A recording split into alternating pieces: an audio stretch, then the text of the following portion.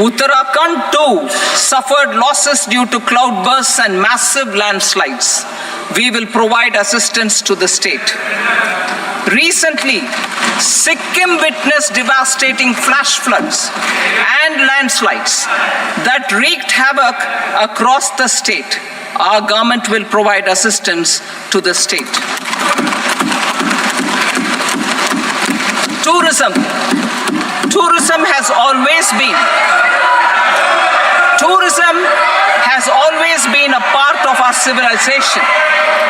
Our efforts in positioning India as a global tourist destination will also create jobs, stimulate investments, and unlock economic opportunities for other sectors.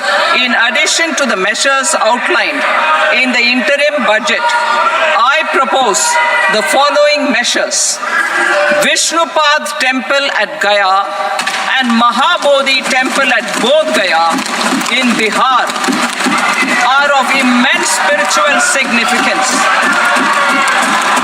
Comprehensive development of Vishnupad Temple Corridor and Mahabodhi Temple Corridor will be supported, modeled on the successful Kashi Vishwanath Temple Corridor to transform them into world-class pilgrim and tourist destinations.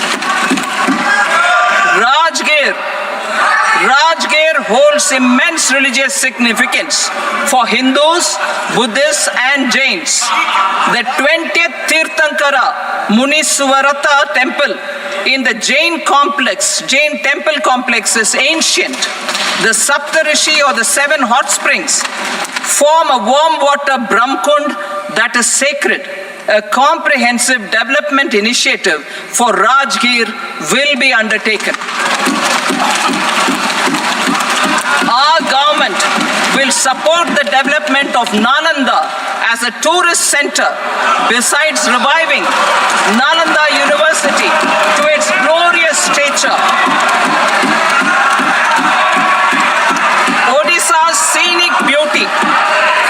Odisha's scenic beauty, temples, monuments, craftsmanship, wildlife sanctuaries, natural landscapes, and pristine beaches make it an ultimate tourism destination. Our government will provide assistance for their development to Odisha as well.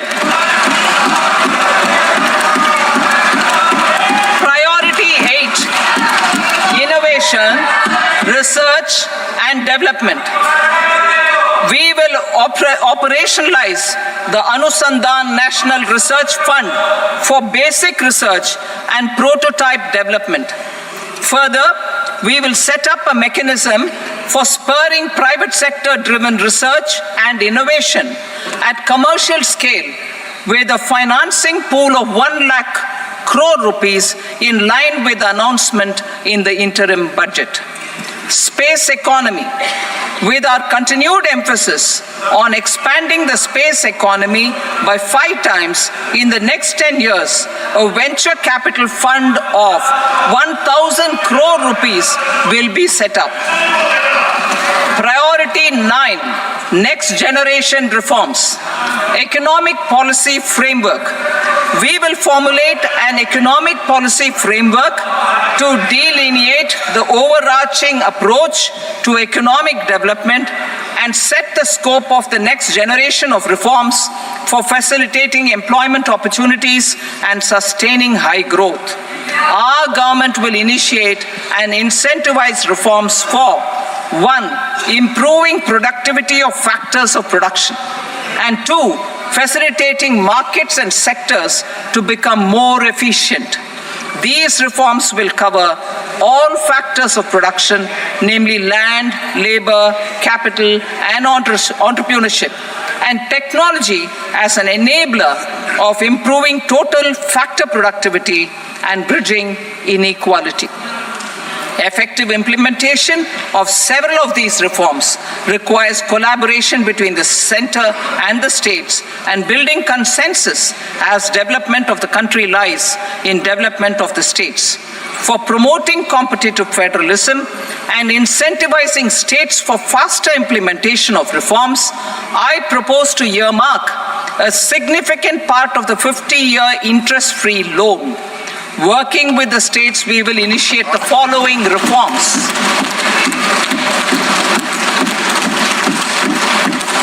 Land-related reforms and actions, both in the rural and urban areas, will cover land administration, will cover 1. Land administration, planning and management, and 2. Urban planning usage and building bylaws. These will be incentivized for completion within the next 3 years through appropriate fiscal support. Rural land-related actions. Rural land-related actions will include 1. Assignment of unique land parcel identification number, UL PIN, or Bhu Aadhaar for all lands. 2. Digitization of cadastral maps. 3. Survey of subdivisions, survey of map subdivisions as per current ownership. 4. Establishment of land registry. And 5. Linking to the farmers registry. These actions will also facilitate credit flow and other agricultural services. Urban land-related actions. Land records in urban areas will be digitized with GIS mapping. An IT-based system for property record administration, updating, and tax administration will be established. These will also facilitate improving the financial position of urban local bodies. Labor-related reforms. Services to labor. Our government will facilitate the provision of a wide array of services to labor, including those for employment and skilling. A comprehensive integration of e-Shram portal with other portals will facilitate such one-stop solution. Open architecture databases for the rapidly changing labor market, skill requirements, and available job roles, and a mechanism to connect job aspirants with potential employers and skill providers will be covered in these services. Shram Suvidha and Samadhan portal. Shram Suvidha and Samadhan portal will be revamped to enhance ease of compliance for industry and trade. Capital and entrepreneurship related reforms, financial sector vision and strategy. For meeting financing needs of the economy, our government will bring out a financial sector vision and strategy document to prepare the sector in terms of size, capacity, and skills. This will set the agenda for the next 5 years and guide the work of the government, regulators, financial institutions, and market participants. Taxonomy for climate finance. We will develop taxonomy for climate finance for enhancing the availability of capital for climate adaptation and mitigation. This will support achievement of the country's climate commitments and green transition. Variable capital company structure. We will seek the required legislative approval for providing an efficient and flexible mode for financing leasing of aircrafts and ships and pooled funds of private equity through a variable company structure. Foreign direct investments and overseas investment. The rules and regulations for foreign direct investment and overseas investments will be simplified to 1. Facilitate foreign direct investments, 2. Nudge prioritization, and 3. Promote opportunities for using Indian rupee as a currency for overseas investment. NPS Vatsalya. NPS Vatsalya, a plan for contribution by parents and guardians for minors, will be started. On attaining the age of majority, the plan can be converted seamlessly into a normal NPS account. Use of technology. We have successfully used technology for improving productivity and bridging inequality in our economy during the past 10 years. Public investment in digital infrastructure and innovations by the private sector have helped in improving access of all citizens, particularly the common people, to market resources, education, health and services. We will step up adoption of technology towards digitalization of the economy. Ease of doing business. For enhancing ease of doing business, we are already working on the Jan Vishwas Bill 2.0. Further, states will be incentivized for implementation of the business reforms, action plans, and digitalization. Data and statistics. For improving data governance, collection, processing and management of data and statistics, different sectoral databases, including those established under the Digital India Mission, will be utilized with active use of technology tools. New pension scheme. The committee to review the NPS has made considerable progress in its work. I am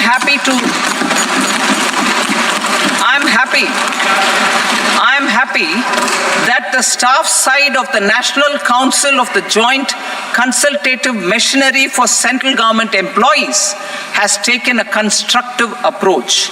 A solution will be evolved which addresses the relevant issues while maintaining fiscal prudence to protect the common citizens. Budget estimates for 24-25. For the year 24-25, total receipts other than borrowings and the total expenditure are estimated at 32.07 lakh crore rupees and 48.21 lakh crore rupees respectively. The net tax receipts are estimated at 25.83 lakh crore rupees. The fiscal deficit is estimated at 4.9% of the GDP. The gross and the net market borrowings through dated securities during 24-25 are estimated at 14.01 lakh crore rupees and 11.63 lakh crore rupees respectively. Both will be less than that in 23-24.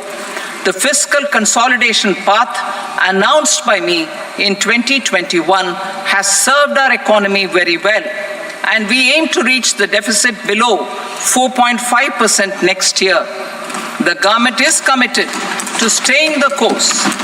From 2026-27 onwards, our endeavor will be to keep the fiscal deficit each year such that the central government's debt will be on a declining path as percentage of GDP. I will now move to part B.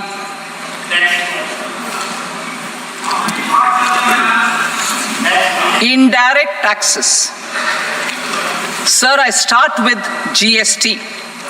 It has decreased tax incidence on the common man, reduced compliance burden and logistics cost for trade and industry, and enhanced revenues of the central and the state governments. It is a success of vast proportions. To multiply the benefits of GST, we will strive to further simplify and rationalize the tax structure and endeavor to expand it to the remaining sectors. My proposals for customs duties intend to support domestic manufacturing, deepen local value addition, promote export competitiveness, and simplify taxation while keeping the interest of the general public and consumers paramount. In Budget 22-23, we reduced the number of customs duty rates. I propose to undertake a comprehensive review of the rate structure over the next 6 months to rationalize and simplify it for ease of trade, removal of duty inversion, and reduction of disputes. I shall now take up sector-specific customs duty proposals. Medicine and medical equipments. To provide relief to cancer patients, I propose to fully exempt 3 more medicines from customs duties.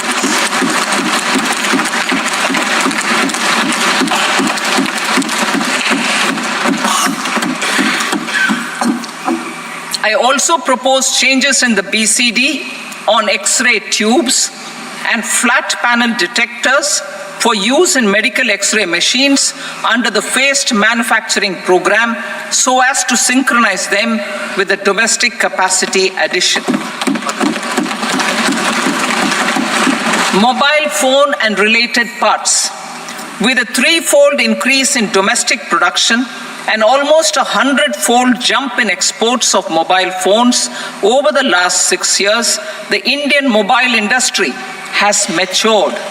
In the interest of consumers, I now propose to reduce the BCD on mobile phone, mobile PCBA, and mobile charger to 15%. Critical minerals. Minerals such as lithium, copper, cobalt, and rare earth elements are critical for sectors like nuclear energy, renewable energy, space, defense, telecommunications, and high-tech electronics. I propose to fully exempt customs duties on 25 critical minerals and reduce BCD on 2 of them. This will provide a major fillip to the processing and refining of such minerals and help secure their availability for these strategic and important sectors. Solar energy. Energy transition is critical in the fight against climate change.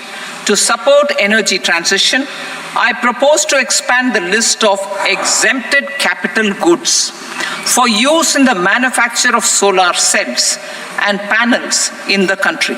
Further, in view of sufficient domestic manufacturing capacity of solar gas, glass, and tinned copper interconnect, I propose not to extend the exemption of custom duties provided to them.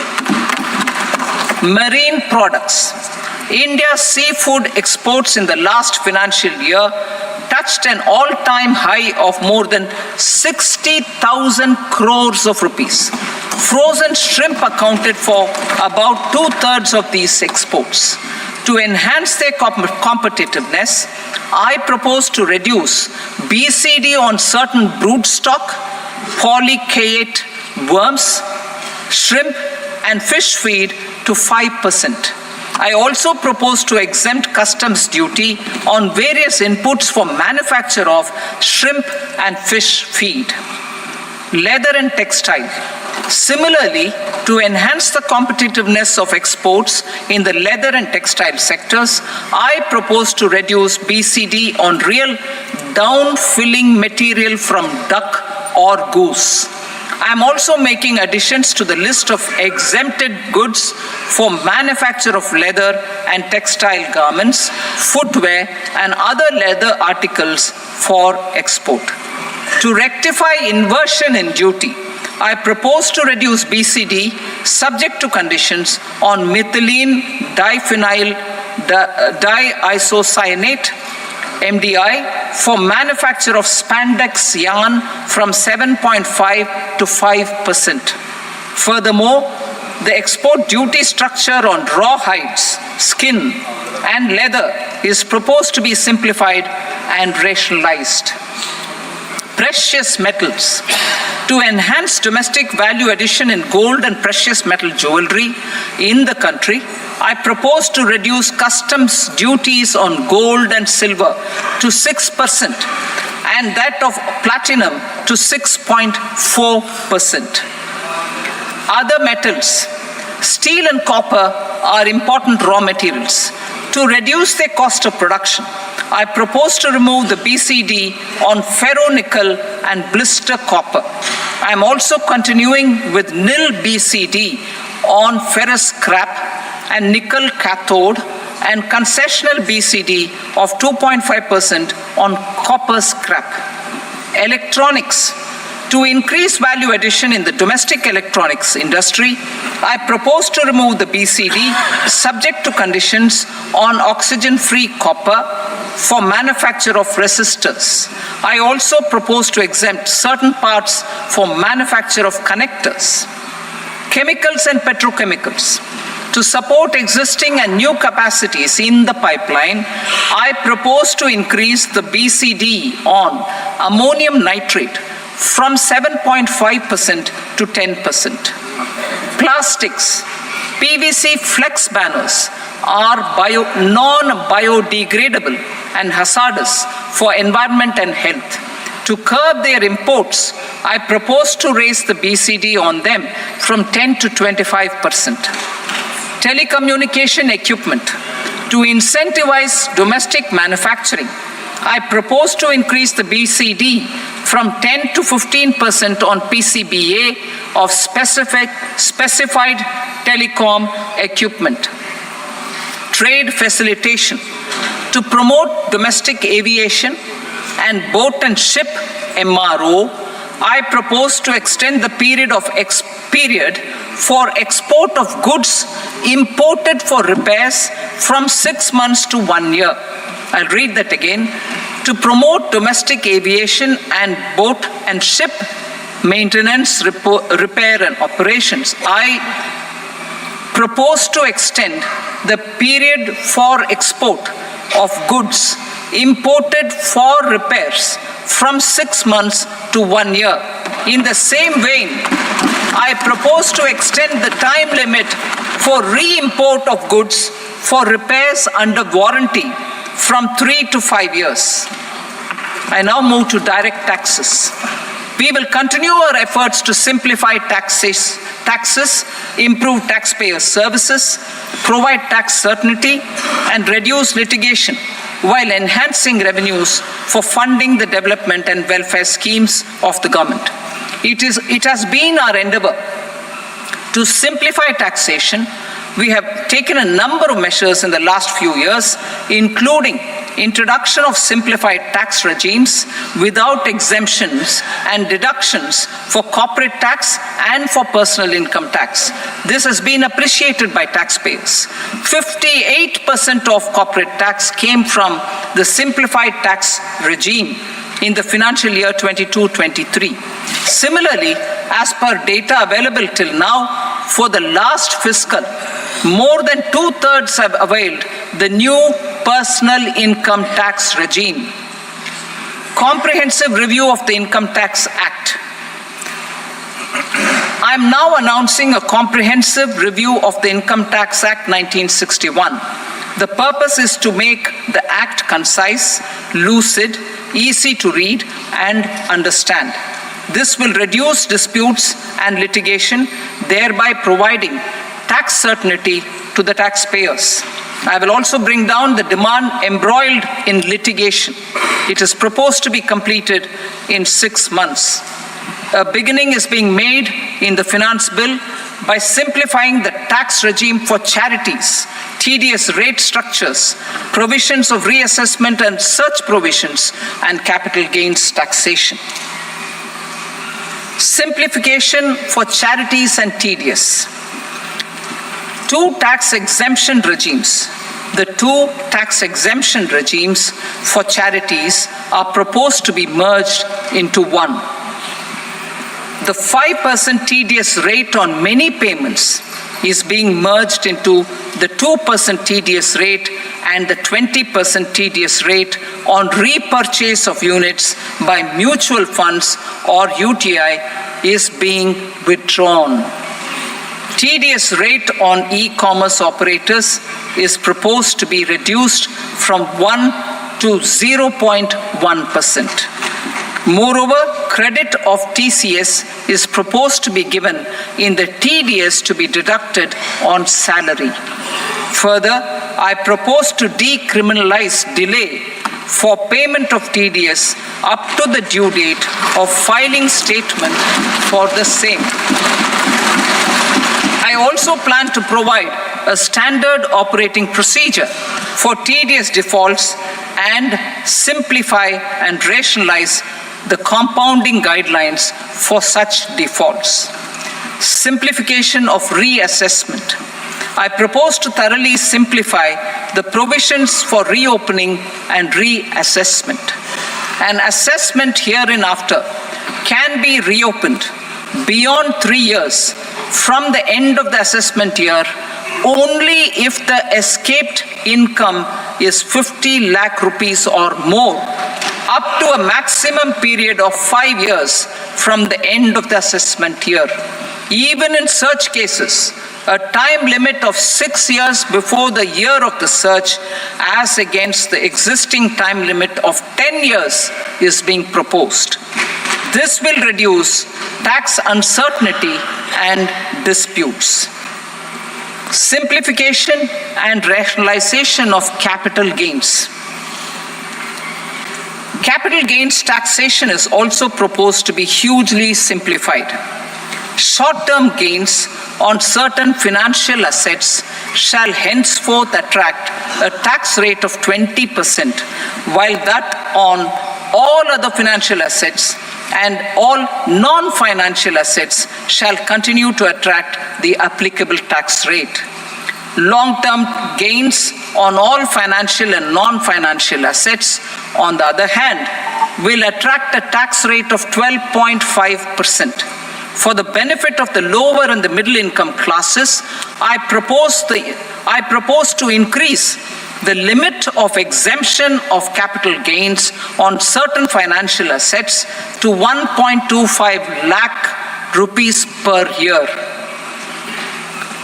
Listed financial assets held for more than a year will be classified as long-term, while unlisted financial assets and all non-financial assets will have to be held for at least 2 years to be classified as long-term.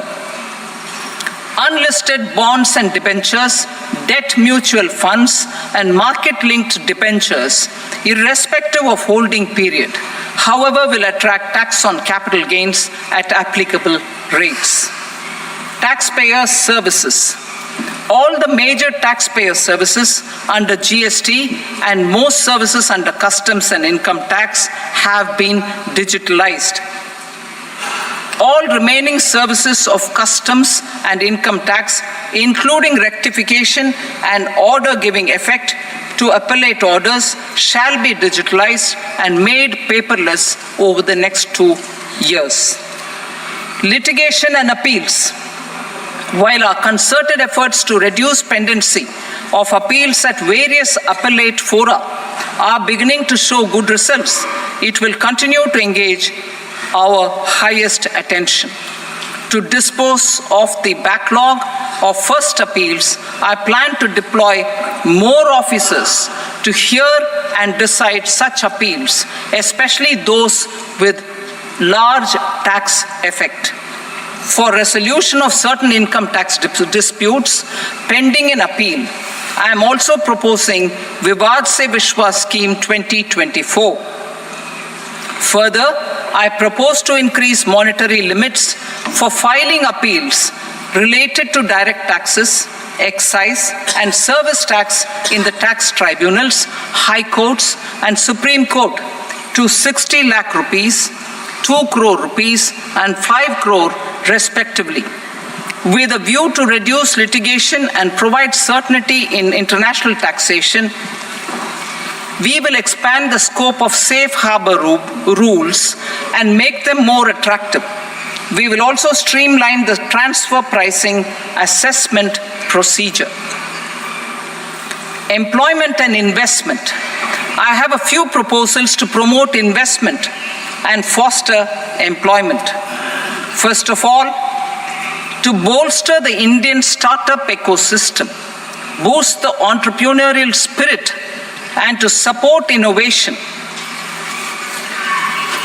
I propose to abolish the so-called angel tax for all classes of investors.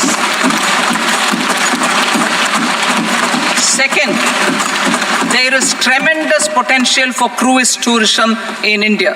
To give a fillip to this employment-generating industry, I am proposing a simpler tax regime for foreign shipping companies operating domestic cruises in the country. Third, India is a world leader in the diamond cutting and polishing industry, which employs a large number of skilled workers. To further promote the development of this sector, we would provide for safe harbor rates for foreign mining companies selling raw diamonds in the country. Fourth, to attract foreign capital for our development needs, I propose to reduce the corporate tax rate on foreign companies from 40 to 35%. Deepening the tax base. I have a couple of proposals for deepening the tax base.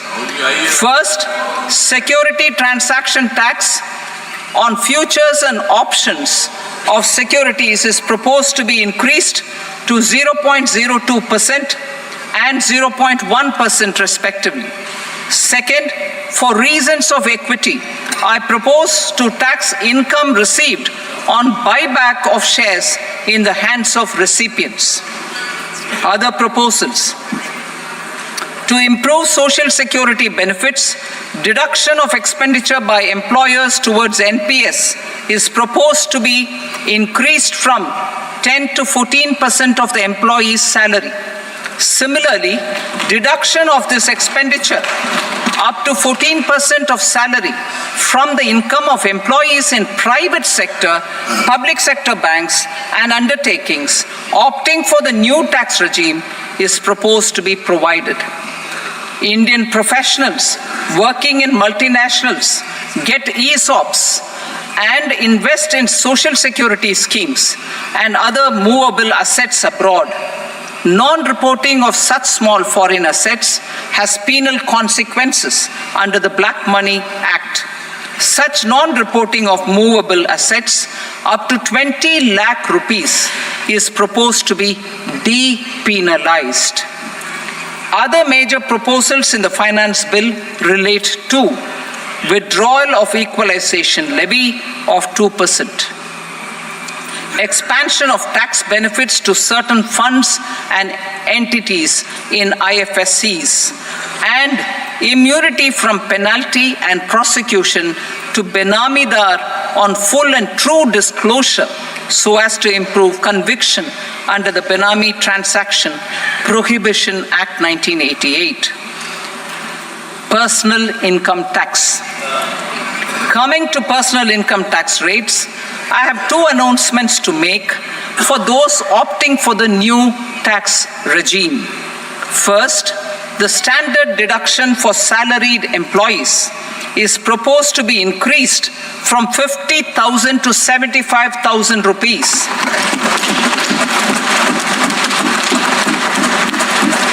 Similarly, deduction on family pension for pensioners is proposed to be enhanced from 15,000 to 25,000 rupees.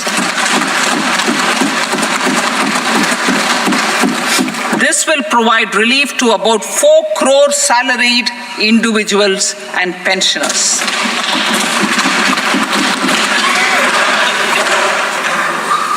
Second, in the new tax regime, the tax rate structure is proposed to be revised as follows. 0 to 3 lakh rupees, nil. 3 to 7 lakh rupees, 5%. 7 to 10 lakh rupees, 10%. 10 to 12 lakh rupees, 15%. 12 to 15 lakh rupees, 20%. And above 15 lakh rupees, 30%. As a result of these changes, a salaried employee in the new tax regime stands to save up to 17,500 rupees in income tax.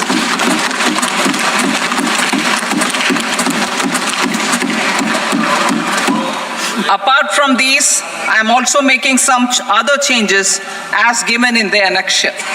As a result of these proposals, revenue of about 37,000 crore, that is 29,000 crore in direct taxes and 8,000 crore in indirect taxes will be foregone while revenue of about 30,000 crore rupees will be additionally mobilized. Thus, the total revenue foregone is about 7,000 crores annually. Mr. Speaker, sir, with this, I commend the budget to this august House. Jai Hind.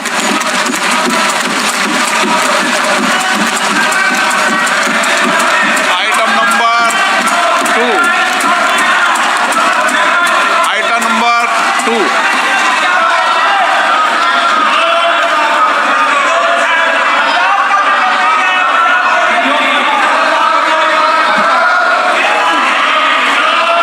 Sir, with your permission, I rise to lay on the table the following statements under Section 3 of the Fiscal Responsibility and Budget Management, FRBM Act 2003, Medium-Term Fiscal Policy cum Fiscal Policy Strategy Statement, and Macroeconomic Framework Statement. Item number 3. Sir, with your permission, I rise to move for leave to introduce the Finance Number 2 Bill 2024. प्रश्न ये कि विधेयक को पुनर्स्थापित करने की अनुमति प्रदान की जाए। जो सदस्य इसके पक्ष में हाँ कहें, जो सदस्य विरोध में ना कहें, मेरे विचार में निर्णय हाँ वालों के पक्ष व अनुमति प्रदान की जाती है। माननीय मंत्री जी, अब विधेयक पुनर्स्थापित करें। Sir, I introduce the bill.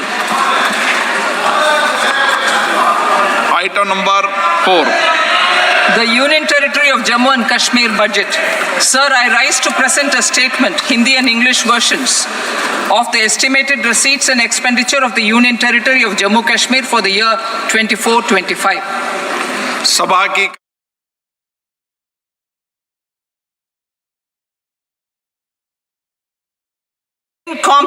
Jain temple complex is ancient. The Saptarishi or the 7 hot springs form a warm water Brahmkund that is sacred. A comprehensive development initiative for Rajgir will be undertaken. Our government will support the development of Nalanda as a tourist center, besides reviving Nalanda University to its glorious stature. That all Indians, regardless of religion, caste, gender, and age, make substantial progress in realizing their life goals and aspirations. Global context. The global economy, while performing better than expected, is still in the grip of policy uncertainties. Elevated asset prices, political uncertainties, and shipping disruptions continue to pose significant downside risks for growth and upside risks to inflation. In this context, India's economic growth continues to be the shining exception and will remain so in the years ahead.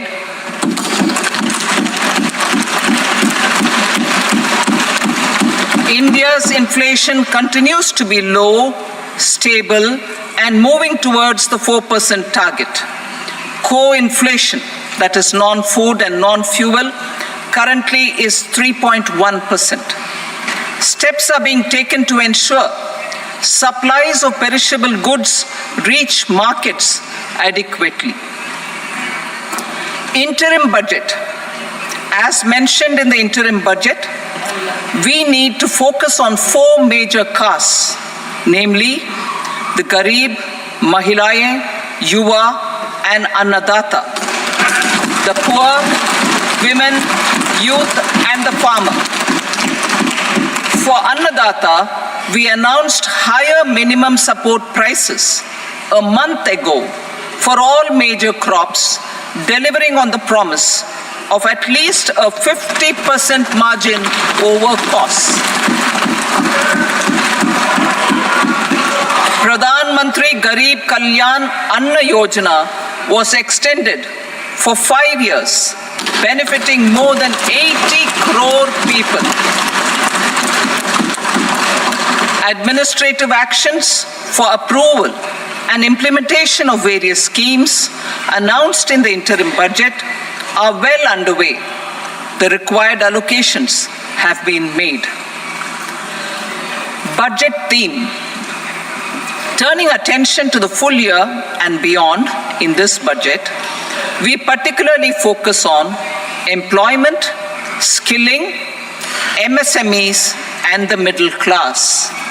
I'm happy to announce the Prime Minister's package of 5 schemes and initiatives to facilitate employment, skilling, and other opportunities for 4.1 crore youth over a 5-year period, with a central outlay of 2 lakh crore rupees. I will speak about them shortly, while more details may be seen in the annexure. This year, I've made a provision of 1.48 lakh rupees, 1.48 lakh crore rupees for education, employment, and skilling. Budget priorities. The people have given a unique opportunity to our government to take the country on the path of strong development and an all-round prosperity. In the interim budget, we promise to present a detailed roadmap for our pursuit of Vikasit Bharat. In line with the strategy set out in the interim budget, this budget envisages sustained efforts on the following 9 priorities for generating ample opportunities for all. Number 1, productivity and resilience in agriculture. Number 2, employment and skilling. Number 3, inclusive human resource development and social justice. 4, manufacturing and services. 5, urban development. 6, energy security. 7, infrastructure. 8, innovation, research and development. And 9, next generation reforms. Subsequent budgets will build on these and add more priorities and actions. A more detailed formulation will be carried out as part of the economic policy framework, about which I will speak later in this speech. This budget details some of the specific actions to be initiated in the current year towards fulfillment of these priorities, with potential for transformative changes. The budget also covers some of the previously made announcements with intent to strengthen them and step up their implementation for expediting our journey towards the goal of Vikasit Bharat. Priority 1, productivity and resilience in agriculture. Transforming agricultural research.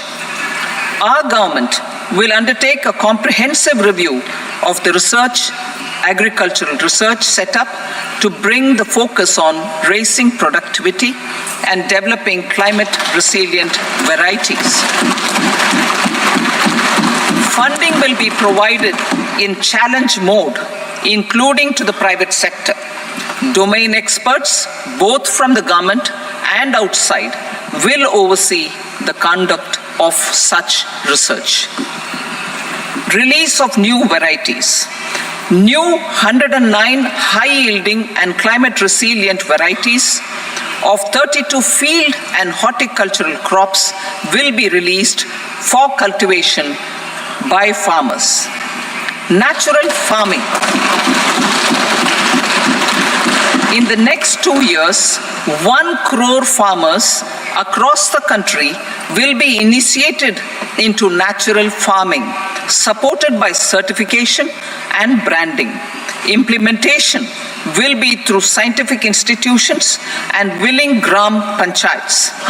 10,000 need-based bio-input resource centers will be established. Missions for pulses and oil seeds. For achieving self-sufficiency in pulses and oil seeds, We will strengthen their production, storage, and marketing. As announced in the interim budget, a strategy is being put in place to achieve Atmanirbharta for oil seeds such as mustard, groundnut, sesame, soybean, and sunflower. Vegetable production and supply chains. Large-scale clusters for vegetable production will be developed closer to major consumption centers. We will promote farmer-producer organizations, cooperatives, and startups for vegetable supply chains, including for collection and storage and marketing. Digital public infrastructure for agriculture. Buoyed by the success of the pilot project, our government, in partnership with the states, will facilitate the implementation of the digital public infrastructure in agriculture for coverage of farmers and their lands in 3 years.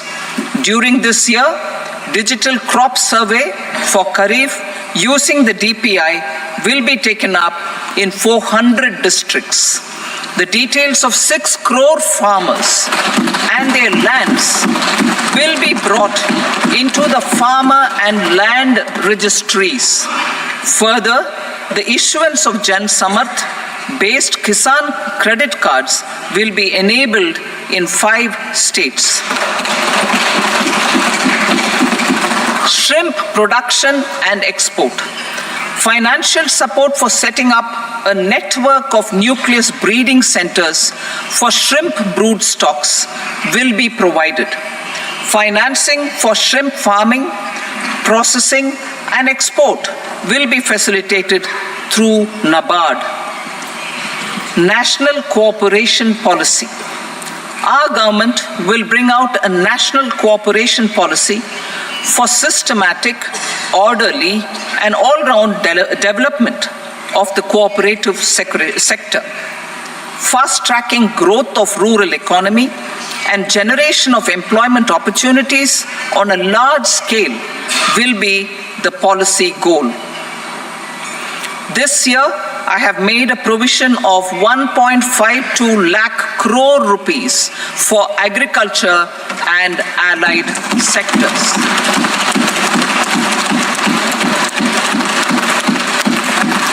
Priority 2, employment and skilling.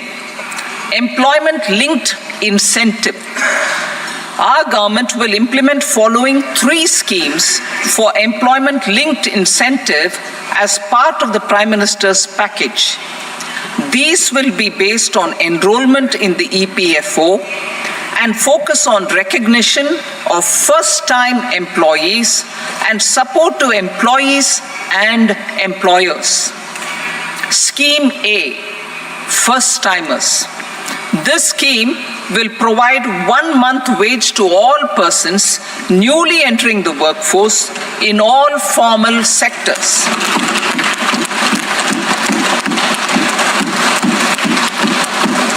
Direct benefit transfer of 1 month's salary in 3 installments to first-time employees as registered in the EPFO will be up to 15,000 rupees.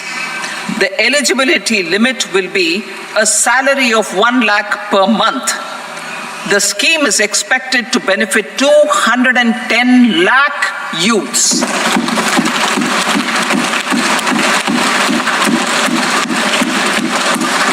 Scheme B, job creation in manufacturing. This scheme will incentivize additional employment in the manufacturing sector linked to the employment of first-time employees. An incentive will be provided at specified scale directly both to the employee and the employer with respect to their EPFO contribution in the first 4 years of employment. The scheme is expected to benefit 30 lakh youth entering employment and their employers.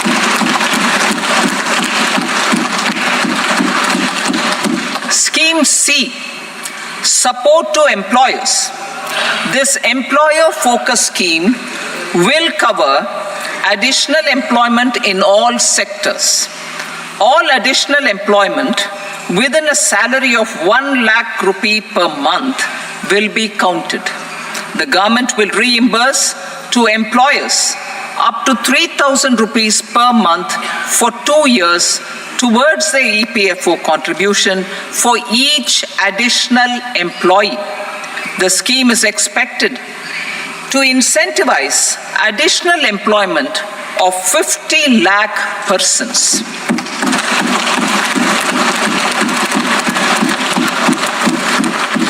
Participation of women in the workforce. We will facilitate higher participation of women in the workforce through setting up of working women hostels in collaboration with industry and establishing creches. In addition, the partnership will seek to organize women-specific skilling programs and promotion of market access for women SHG enterprises. Skilling program. I'm happy to announce a new centrally sponsored scheme as the fourth scheme under the Prime Minister's package for skilling in collaboration with state governments and industry. 20 lakh youth will be skilled over a 5-year period.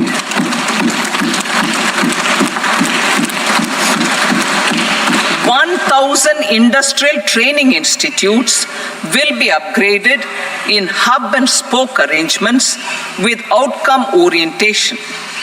Course content and design will be aligned to the skill needs of industry, and new courses will be introduced for emerging needs. Skilling loans. The model skill loan scheme will be revised to facilitate loans up to 7.5 lakh rupees with a guarantee from a government-promoted fund. This measure is expected to help 25,000 students every year.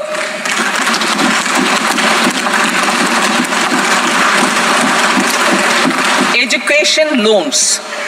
For helping our youth who have not been eligible for any benefit under government schemes and policies, I am happy to announce a financial support for loans up to 10 lakh rupees for higher education in domestic institutions.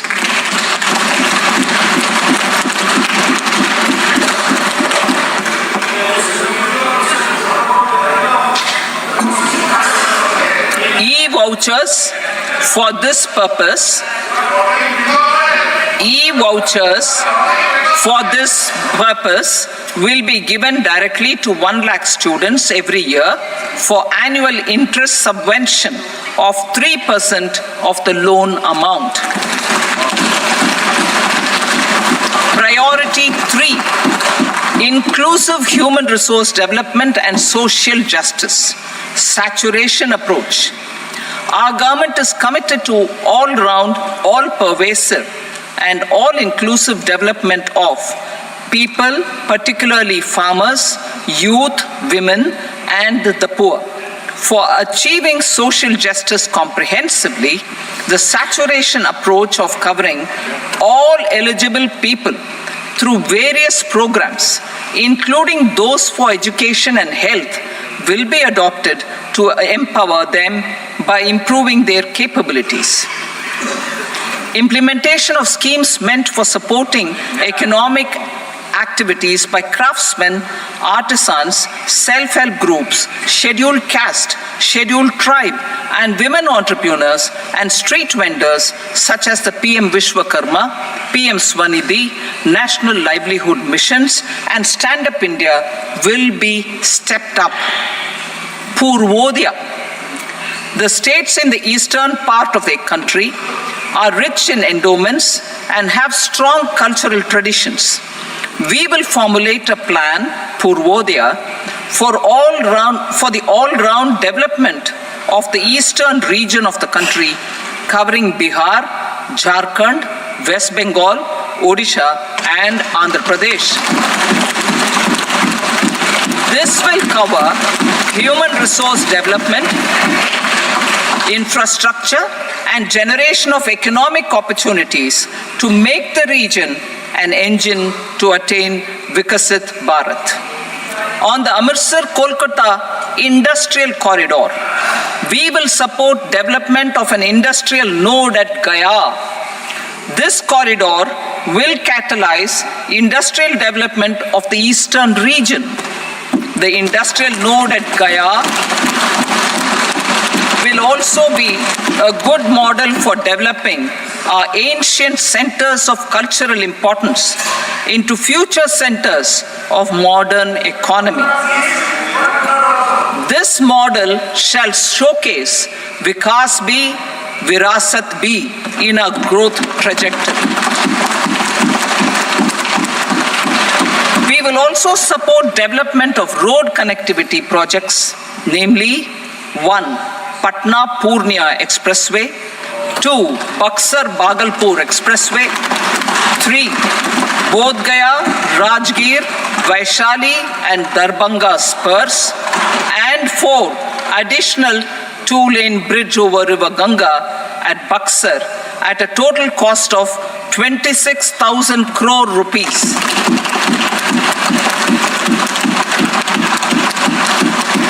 Power projects, including setting up of a new 2,400 megawatt power plant at Pir Painti, will be taken up at a cost of 21,400 crore rupees. New airports, medical colleges, and sports infrastructure in Bihar will be constructed. An additional allocation to support capital investments will be provided. The requests of Bihar government for external assistance from multilateral development banks will be expedited.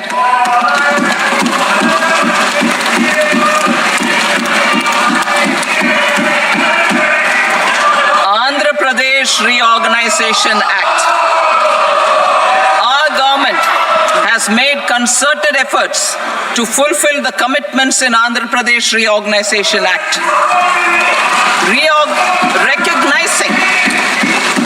Recognizing the state's need for the capital, recognizing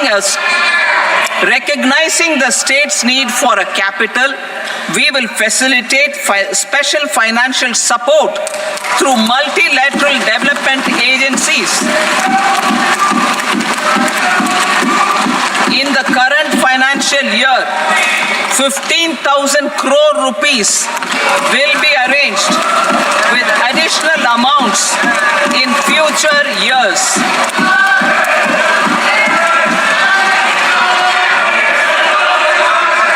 Our government is fully committed to financing and early completion of the Polavaram irrigation project, which is the lifeline for Andhra Pradesh and its farmers. This will facilitate our country's food security as well. Under the Andhra Pradesh Reorganization Act, for promoting industrial development, funds will be provided for essential infrastructure such as water, power, railways, and roads.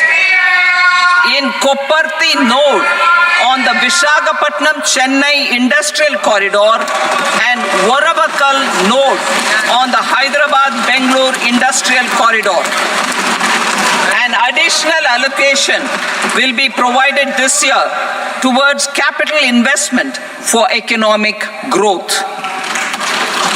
Grants for backward regions of Rayalaseema, Prakasham, North Coastal Andhra, as stated in the Act, will be provided. PM Awas Yojana.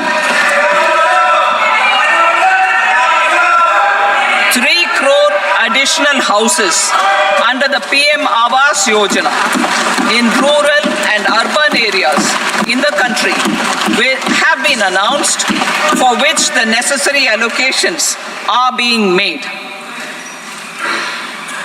Women-led development.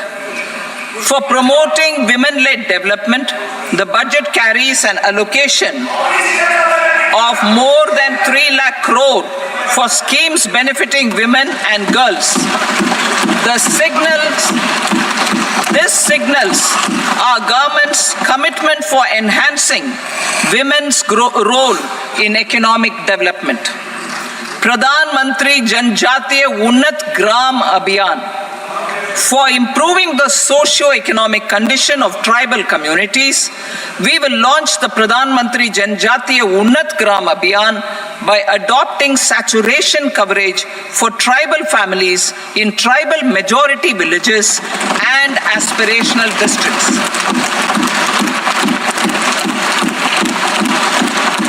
This will cover 63,000 villages, benefiting 5 crore tribal people. Bank branches in northeastern region. More than 100 branches of India Post Payment Bank will be set up in the northeast region to expand the banking services.